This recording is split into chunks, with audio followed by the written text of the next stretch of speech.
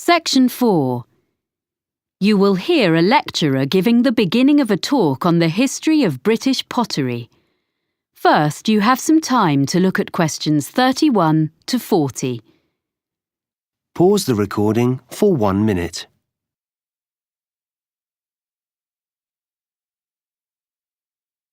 Now listen carefully and answer questions 31 to 40.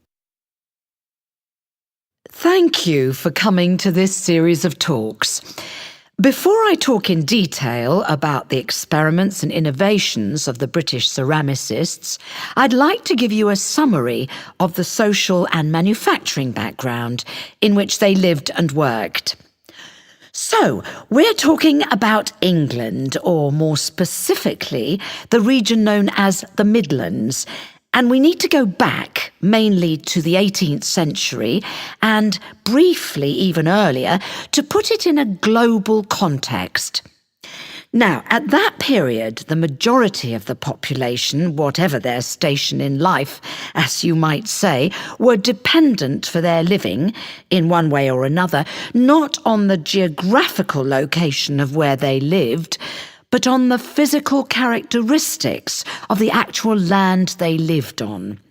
This is true whether we're talking about the aristocracy, the owners of great estates who incidentally had no snobbery about the concept of making money from all the reserves of coal or timber or stone on their rolling acres, or the farmers making a fat living from the rich soils. And besides these groups, and the less affluent ones, the deposits of iron ore and lead, the limestone and flint, and the brown and yellow clays also sustained the numerous industries in the area. It's important to recognise that it was already an industrial region and had been so for centuries. There were many Midland trades, some of them indigenous, some of them not. For example, there were immigrants from France who came as early as the late 16th century, and they were producers of glass. A century later, there is plenty of evidence that the variety of trades was enormous. There was brewing in Burton-on-Trent, silk weaving and ribbon making near Coventry, framework knitting around Nottingham, and of course, in Cheshire men dug the salt, as we still do nowadays even, which in that era was sent downriver to the estuary of the Mersey. Now, among these well-established trades, one of the oldest of the local crafts was pottery. As you will probably be aware, ceramics has always been a mix of science, design and skill.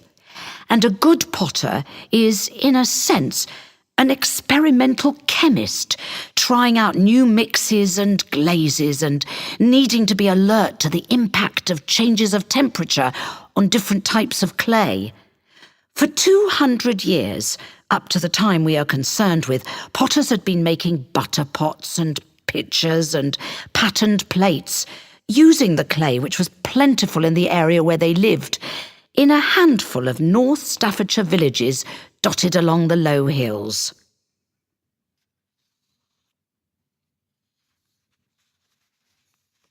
Now I want to explain a little about the industrial processes which had preceded the great breakthrough in Germany in 1708. That's when the formula for porcelain was discovered, a secret that had been held in China for 1,000 years. In the Midlands, in England as elsewhere, there had basically been two kinds of pottery. The first is still known as earthenware. Now, this was a bit rough and ready, but it was deservedly popular for several reasons. To start with, it was relatively cheap, so it could be used by most households. This was because it could be made from local clay without any complicated processing or added materials. From the potter's point of view, there was another reason for its cheapness.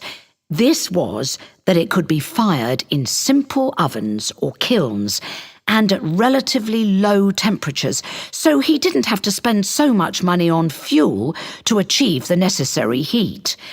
On the other hand, After one firing in the kiln, the problem with earthenware was that it remained porous, so had limited usefulness. So for most purposes, it had to go back in the kiln for a second firing before it became waterproof. And another thing was that it was extremely breakable. I mean, before it had even been sold. I suppose the potter wouldn't have minded so much if people just had to keep coming back for more every time they broke a jug or whatever. But it was very inconvenient because it meant there was a lot of wastage in the course of the manufacturing process. Anyway, for all these reasons, if people could afford it, and that would be all but the very poor, they would buy stoneware, a much tougher product. Now, for this, the potter used a slightly more expensive raw material, which was made by combining clay and flint, and this mixture was fired at a far higher heat, with the result that the ingredients vitrified. That is to say, in effect, the whole thing became glassy. And because of this, it was non-porous, and naturally this was regarded as a great advance. Well, that's the situation in the 18th century. Are there any questions at this stage? OK, so now we can go on to look at the age of innovation. That is the end of section 4. You now have half a minute to check your answers. Pause the recording for 30 seconds.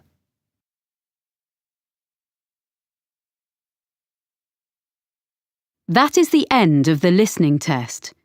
In the IELTS test, you would now have 10 minutes to transfer your answers to the listening answer sheet.